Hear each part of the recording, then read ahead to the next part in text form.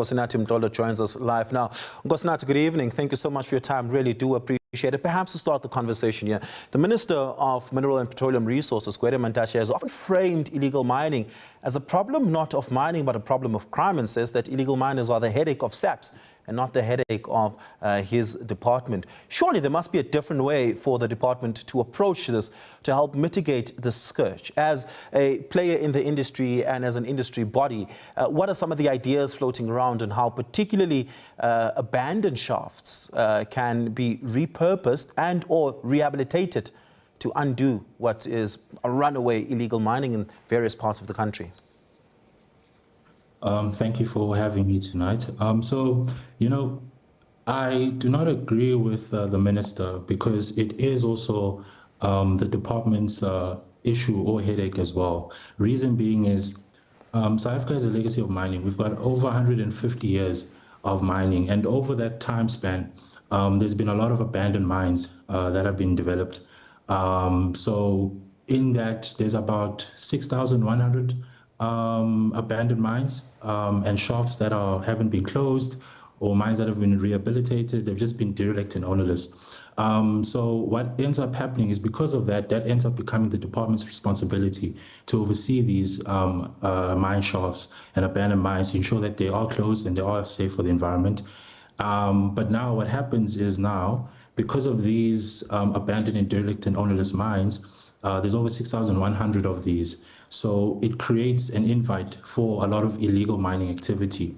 Even the Auditor General did a study on this, and they looked at the scale of the issue and what the department is doing. So the department has been trying to solve this issue of abandoned mines by closing these mines down.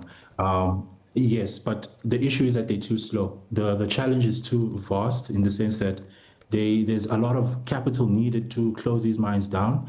And not only that, but also, just in terms of the expertise and the skills needed, it's not enough in that sense as well. Yeah, well, part of the legacy problem, Nkosinathi, is that a lot of the companies that have left these mine shafts abandoned either just don't exist anymore, or the asset has changed hands so many times that tracking and tracing and auditing the ownership history has itself become incredibly complex, and or many of these companies have been liquidated. The department is held onto what would be considered the rehabilitation security deposit, so to speak. And so a lot of these mine companies would have foregone that and cut their losses, so to speak. What then, given that landscape, should be done to close or rehabilitate abandoned shafts, and who ought to bear that responsibility? Okay, so it's a tricky one, because it's very challenging, like you said, right? These mines, right, they go from different life cycles, or they change in terms of ownership, right? So it becomes very hard to trace a lot of these owners, and to actually point who is the one that should be held responsible for that. So it becomes very hard for the department to trace this. So that is why we need to look at policy in terms of, okay, what can be done in order to hold these companies liable, where they don't just liquidate and then lift their hands and say, okay, there's nothing we can do, we can move on. So we really need to look at how we can reshape the policy with regards to that. And then also with regards to some of these mines that have been abandoned, some of them still have minerals. A lot of them have tailings as well, that can be remined. Some of them still have minerals that could be also remined. So it could be a thing of where, let's look at how we can try and reactivate some of these mines. Let's create now opportunities for the smaller guys to get involved, people from the community to get involved. Artisanal miners, for example, that's an opportunity for artisanal miners to also grow within that space and also establish themselves as miners. Yeah. Now, how do we create a landscape for them? How do we create policies and laws that will enable them to get involved? And instead of them now defaulting to become illegal miners. Yeah, well, about 2 years ago, Nkosinathi, the department had established an artisanal miners grant, which is effectively free money that the department gave to, at least during the pilot, a handful of artisanal miners, I think the number is 10 or 12 or so, who then used that money, and by the way, training skills around safety and occupational hazards, to be able to become artisanal miners. They are regulated in the sense that they have an artisanal mining permit, under which which they operate. That seems to be different from the scourge of illegal mining altogether. There seems to be a sophisticated value chain that props up illegal mining and makes it possible, particularly for those who have been left destitute from the apartheid era, labor migrant system. If we're specifically looking at Basotho nationals who are engaged in illegal mining.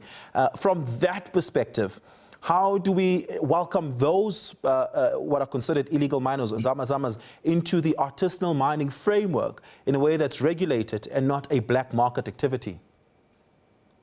Okay, so I think it's two things, right? So the first thing is we need to clearly define what is an illegal miner and what is an artisanal miner. Too often, those two definitions get misconfused or misconstrued, or they overlap each other. So if we can have policy that specifically speaks to and defines what is an artisanal miner, then that will allow us to create an enabling environment for more guys to get involved in artisanal mining. Also, one of the things as well is the amount of red tape and challenges it takes. For you to be able to get involved in mining in South Africa, it's highly regulated, right? And there's a blanket approach. So if you look at a highly sophisticated tier 1 major mining company and the amount of regulation they go through, it's a blanket approach that the department takes, where now even the small guys now get treated and are seen in the same lens.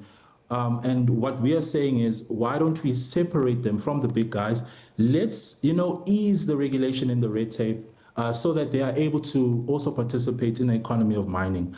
We think that that's what's going to help then usher in a lot of these guys, because the truth is it's actually easier, and this is sad to say, it's actually easier for someone to mine illegally than it is for them to mine legally. And this is also because of the constraints and the regulations and the red tape. So we need to look at how do we make it easier because a lot of the artisanal miners are just doing it so that they can make a living at the end of the day. They just want to feed their families. So we need to see how do we find that balance. Well, we're going to have to leave it there. Thank you so much for your time on this. Really do appreciate it. Nkosinathi Mdlolo is a corporate development coordinator for the Junior Mining Council.